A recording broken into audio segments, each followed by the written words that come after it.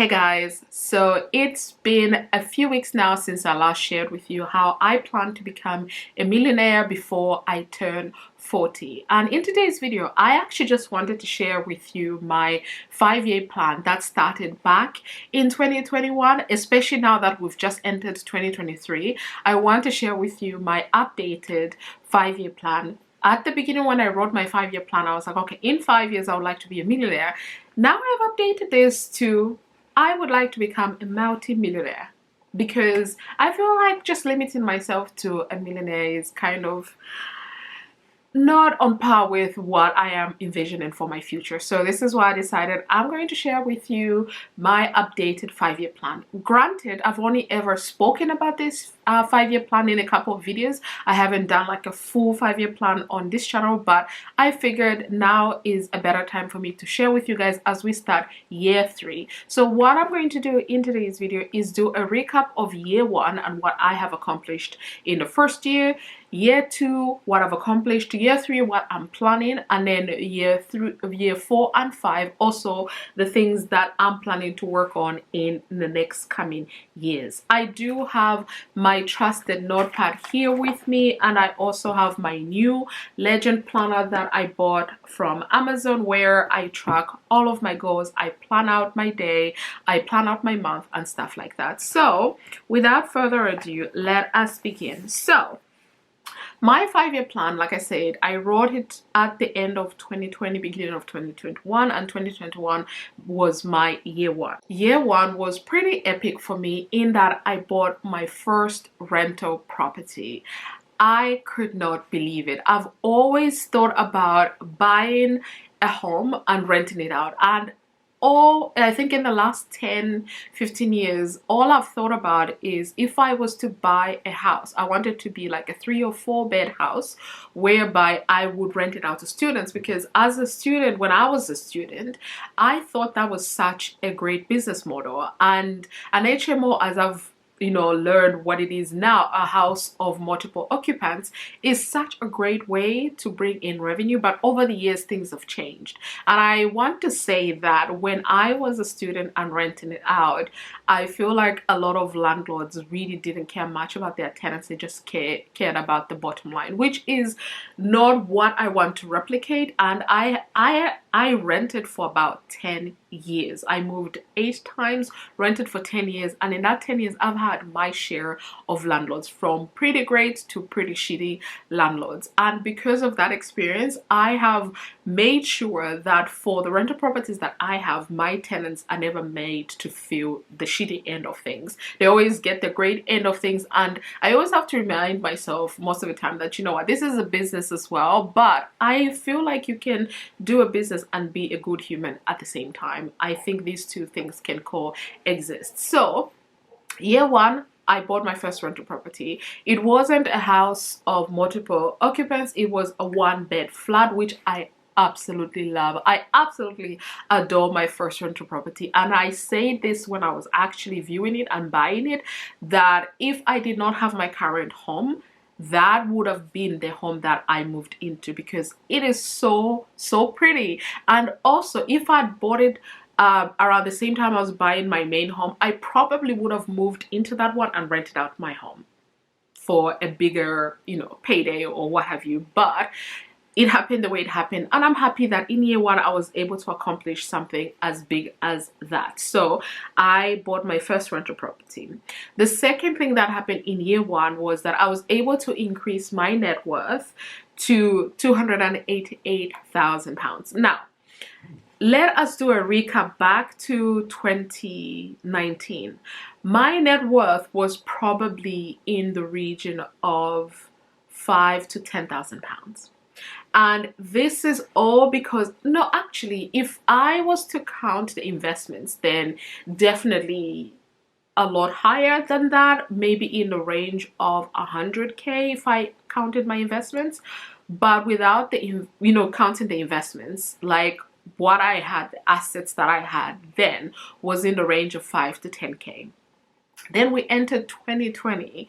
The world shut down, but also was a great opportunity because I was able to purchase my home. And that increased, obviously, my net worth to from around the 510K to around 140 to 150K.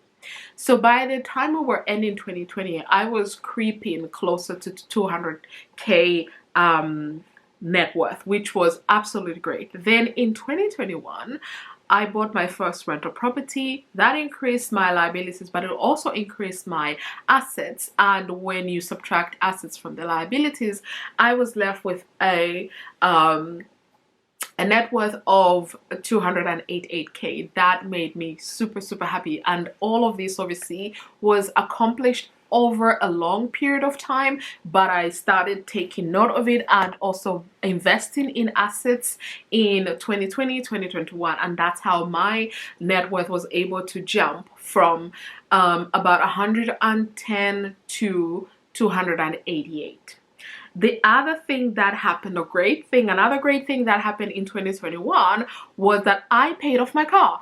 Like, I had my car, and I must confess that prior to joining the finance community, I started watching a lot of finance channels in 2020. I mean, we had nothing better to do than to watch TV and work from home, right? So I started watching a lot of finance channel, reading up, becoming a lot more financial literate, that I literally figured out that, you know what, just because everybody has a car debt doesn't mean I also have to. I must say, I never thought there was anything wrong with having a car payment every single month. I just thought that's part of growing up. That's what you do. Same thing with the mortgage, but with the mortgage, we can talk about that in another video. But I was just like, yeah, but I was like, no, we need to increase my assets and reduce my liabilities. And for me, my car, a depreciating asset, was eating out on my paycheck every single month. So I decided early on in the year, around March time of 2021, to pay off my car, and that made me again debt free. So I had been debt free for 5 years now, but I completely didn't count the car as a debt, which it was, but I didn't count it as a debt. I just thought it was like, your normal bill. But as I read up more, become more financially savvy, I understand now what is good debt to have and what is bad debt. So that was what happened in 2021 in my year one of my 5-year plan. So I bought my first rental property, increased my net worth to 288K, paid off my car, and I also paid off any other loans and what have you that I had. And I didn't actually have loans apart from, what did I have? I think my Peloton bike. And what was funny was I was actually trying to increase my credit score by taking out the Peloton bike on finance, even though I had the money there sitting in the account. So I didn't count that as being in debt because the money was right there. I just wanted my Peloton bike to help me, like that finance, to help boost up somehow my credit score. And as soon as it did that, I paid it off, like completely, because I had the money right there. So 2021, my year one, that's what happened. Then 2022, and I can't believe I'm saying 2022 as if it wasn't just like a few days ago, but 2022, my year two, this is what happened. I bought my second rental property in 2022, and oh my gosh, this one was one that I didn't think I was going to be able to purchase, purely because the difference with the first one is I had the funds, like I had saved up the money and I had the money in my account. With the second one, I was relying on my new mortgage lender to help me release some equity from my home and get a bigger loan so that I could use some of that equity to put towards purchasing my second rental property. In the end, everything worked out and all was well with the world, and I bought my second rental property. So this added and increased my actual net worth when I bought it it increased my net worth about 85K at that time when I bought the rental property. But as of the close of 2022, if you watched my December 2022 net worth update video, you would know that we closed at 400K in net worth. Like, what? Like, how did that happen? Obviously I know how it happened, but I'm still amazed and humbled by all of the things that I've been able to accomplish, that have come into my life, and that I've worked for. So that is 2022, so my year 2. So I bought my second rental property. This helped me to increase my net worth by over 85K. I want to say almost 100K here. And then I also increased my investments. So I invest in the stock market, I invest with my employer, I invest using Vanguard, in my ISA, in my SIP, I invest in my pension, I invest across the board in the stock market. So I was able to increase my investments in year 2 from 43K. So I entered 2022 with 43K invested in the stock market to 59K. I was so close to ending 2022 at 60K invested, but that didn't work out because the stock market has just been up and down, up and down. And I noticed that the total value, the value of my investments, like the money that I've put in plus the growth that it had in previous years, most of my investments are higher than the current value. Obviously I'm looking at the current value is because that is what the market is telling me, that if I was going to sell some of my investments, that's what I would get. So I based my net worth off of current value, not like knowing that I've put in 12K, like my investments are actually 12K, but my current value, if I was to sell it today, is like 11K. It played with my mind there. I wasn't sure which number to use, but I decided to use current value. So that increased my net worth by, my investments by 16K, and this increase also helped to boost up my net worth to it being around 400K. So that is year 2. And another major milestone in year 2, I still can't believe I'm saying this, but another major milestone for year 2 is that I reached 930K in assets. Like, what? 930K? Oh my gosh, you guys, I have just been lost for words for the last few months, because just seeing the growth and also seeing my plan come to fruition is absolutely incredible. Obviously I have put a lot of work into this. Some of them is circumstance, and I do recognize my privilege. So please don't get me wrong. I do recognize my privilege that, you know, I've got a good paying job and I've been fortunate in my life to be where I am at. So, but I am also working extremely hard in the background to be able to change my circumstance, to be the first millionaire in my family, and to build generational wealth. So just to see what I've accomplished in the first 2 years of my 5-year plan makes me really happy. And this video is already over 10 minutes long, so we're just going to cruise through my plans for year 3, which is 2023. That is year 3 for me, what I plan to do. And then I'll just quickly touch on year 4 and year 5, because, you know, this might change, but this is what I'm planning. So for year 3, 2023, I'm planning to reach $1 million in assets. Now, I ended the year, initially when I wrote down my updated plan back in November, I said I'd reach 900K in assets, but between November and end of December, my assets had increased and I'd added 30K more to my assets. So my goal, my first goal, is to reach 1 million in assets. This is part of my 2023 goal. This is part of my 5-year plan for year 3 to reach 1 million in assets. The second goal that I'm still unsure about, because initially I wanted to buy a bigger home, like 3-bed home in 2024, and I wrote that goal down back in 2020 2022 that in 2 years time, so that I would make it in 2024, I would like to buy a house of multiple occupants. So buy a bigger home and rent out each room somewhere either near me or my parents.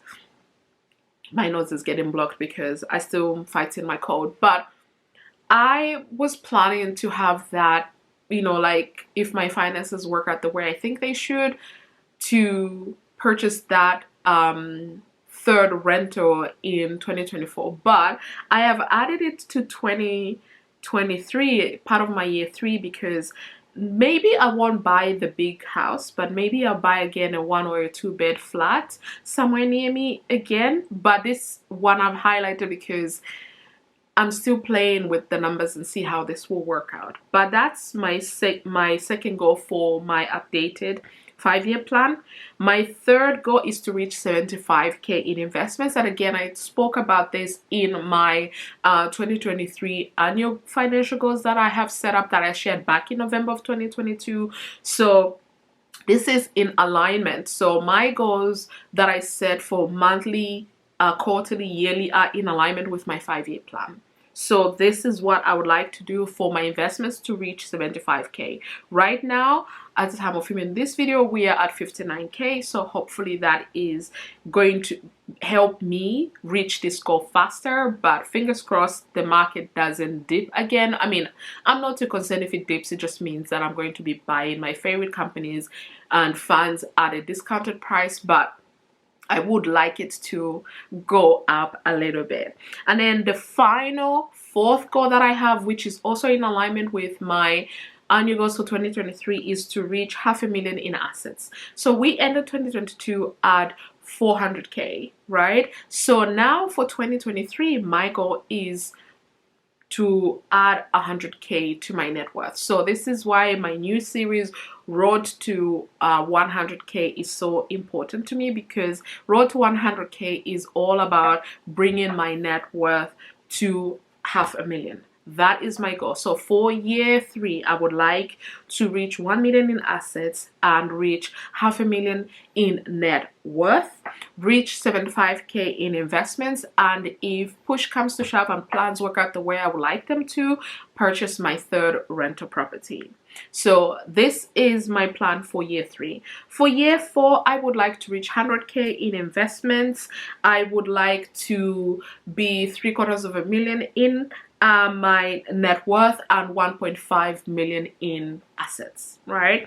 And obviously throughout these years I'm working to reduce my liabilities and increase my assets. In year 5, I would like to reach 125K in investments, reach 1 million in net worth, reach 2.2 million or 2.5, whatever, in assets. And also in year 5, I would like by year 5 to have bought my first HMO, so house of multiple occupants. So I still have this plan to buy a house of multiple occupants, and right now I'm looking at either where I went to uni or in Oxford. But obviously Oxford is very expensive, so it's gonna take me some time to, you know, get the funds first and then learn all I can about HMOs, understand how it works, because I know it's just not, oh, I bought an HMO and renting out to a lot of people. There's a lot of like council things that I have to know, regulations, government regulations that I have to understand, and you know, just everything. There's a lot of things I have to understand. But that is my updated 5-year plan, guys. My 5-year plan. We are now in year 3. Like year 1 and year 2 just went by pretty quickly, but I'm very excited to work on my 5-year plan, and I'm putting it out to the universe to send me good vibes, work with me on this plan, and sharing with you guys for accountability, and hopefully to motivate you as well to create a plan for your life of where you envision yourself in the next 2 years, 3 years, 5 years, 10 years. So I hope you enjoyed this video. If you did, please give it a thumbs up, subscribe if you haven't already, and check out some of my videos on my channel about how I plan to become a millionaire, on transfer to users, on investments, on budgeting, all things personal finance. Thank you so much, and I'll see you in my next one. Bye.